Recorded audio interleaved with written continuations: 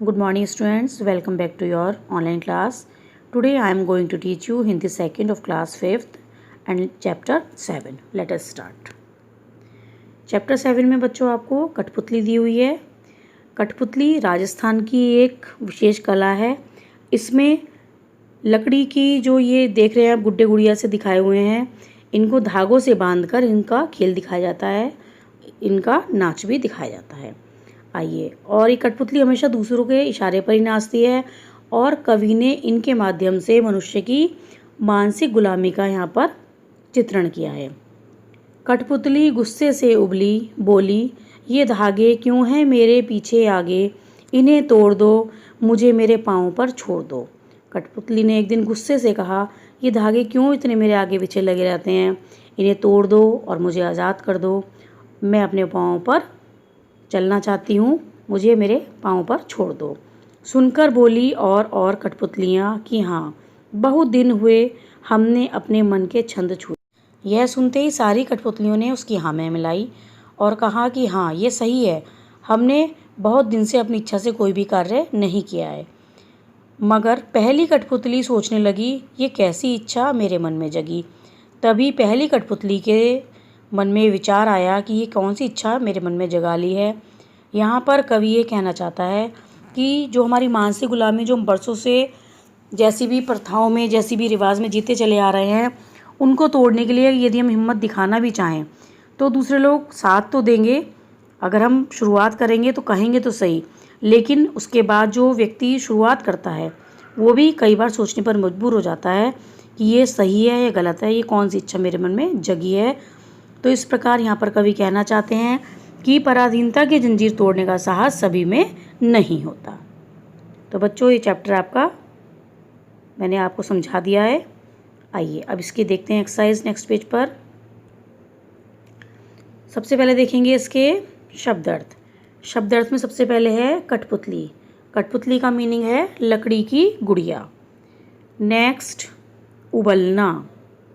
उबलना का मीनिंग, उबलना का अर्थ है खोलना। उसके बाद पाँव, पाँव का अर्थ है पैर। और छंद का मतलब है इच्छा। तो ये शब्द अर्थ आपको अपनी कॉपी में करने हैं। आइए इसके बाद देखते हैं इसके प्रश्न उत्तर। सबसे पहला इसमें प्रश्न है, कठपुतली को क्यों गुस्सा आया। क्यों गुस्सा आया? धागों में बंधे होने के कारण कठपुतली को गुस्सा आया। नेक्स्ट क्वेश्चन, दूसरी कठपुतलियों ने पहली कठपुतली का समर्थन किस प्रकार किया।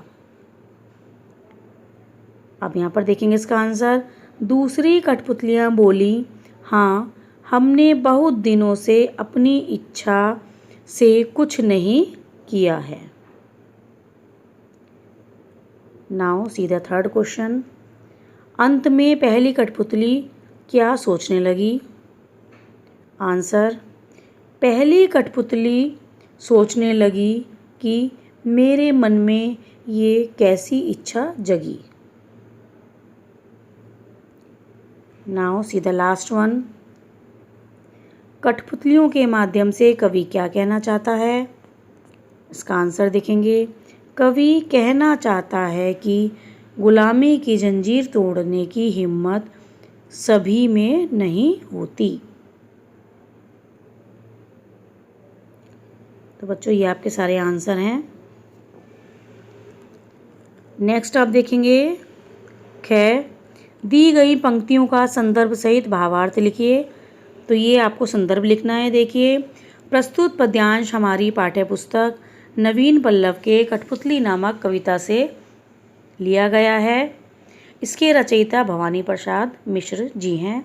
भावार्थ है इसका, कवि मनुष्य की मानसिक गुलामी को कठपुतलियों के माध्यम से समझाते हुए कहते हैं कि कठपुतलियाँ स्वयं को धागों से बंधा हुआ देखकर चाहती हैं कि वे स्वतंत्र हो जाएं। वह अपनी इच्छा के अनुसार कार्य को करें, क्योंकि उन्होंने बहुत दिनों से अपने मन से कोई भी कार्य नहीं किया है। नेक्स्ट आप देखेंगे नेक्स्ट पेज पर व्याकरण बोध। मन से बने निम्न मुहावरों को उनके अर्थों से मिलाइए। तो देखेंगे बच्चों, सबसे पहले है इसमें मन उखड़ना। मन उखड़ना, कहीं मन न लगना। नेक्स्ट, मन का मैला मन का मैला धोखेबाज, मन की मन में रहना, कोई भी इच्छा पूरी न होना, इच्छा पूरी न होना, मन मैला होना, दुखी होना, और मन हरा करना, प्रसन्न करना। तो इस प्रकार से आप इसमें मैचिंग भी कर सकते हैं और नंबर भी लिख सकते हैं। नेक्स्ट एक्सरसाइज, बहुवचन बनाइए। कठपुतली, कठपुतलियाँ, धागा, धागे, पाँव, पाँव का देखिए बच्चों पाँव ही रहेगा, इच्छा, इच्छाएं। उसके बाद है एक्सरसाइज ग, विपरीत अर्थ वाले शब्द लिखिए। आगे, पीछे, छोड़ना, पकड़ना, इच्छा, अनिच्छा, जगना, सोना, दिन, रात। उसके बाद अब आप देखेंगे मौखिक उत्तर दीजिए। पैर में पहनने वाले 2 आभूषणों के नाम बताइए। पैर में पहनने वाले कौन कौन से हैं? पायल, बिछुए, पैरों में पहनते हैं ये। Now see the next page. Next page पे देखेंगे सेकंड क्वेश्चन, कथकली नृत्य किस प्रदेश का नृत्य है? तो बच्चों ये है केरल का। उसके बाद थर्ड क्वेश्चन है आपका, गिरिजा देवी कौन थी? तो ये भारतीय शास्त्रीय संगीत की गायिका थी, ये है यहाँ पर। उसके बाद है लकड़ी से बनने वाले 2 खेल सामग्रियों के नाम बताइए। तो इसमें आप लिखेंगे लट्टू, बल्ला। इसमें केवल आपको 2 खेल सामग्री लिखनी है, लेकिन इसमें अगर आप चाहें तो इसमें ये हॉकी भी लिख सकते हैं। कोई सी भी इसमें से 2 आप लिख लेंगे। Now see the last exercise of the chapter. चित्र देखकर पहचानिए और मिलान कीजिए। बच्चों देखिए पिक्चर दी हुई हैं। फर्स्ट वाली पिक्चर रही है आपकी कथकली की, और इसके बिल्कुल ठीक नीचे ही है ये छाऊ की। ये जो कथकली है ये केरल का नृत्य है और छाऊ बिहार का नृत्य है। इसके बाद आप इधर देख लीजिए, डांडिया आपका है गुजरात का, और उसके बाद भांगड़ा है आपका ये पंजाब का नृत्य है। तो इस तरह से आप इसकी मैचिंग कर लेंगे। ये चैप्टर आपका पूरा हो गया है बच्चों। आशा करती हूँ कि ये चैप्टर आपको समझ में आया होगा अच्छे से। नेक्स्ट वीडियो में फिर मिलेंगे, तब तक के लिए thank you very much. Stay home, stay healthy.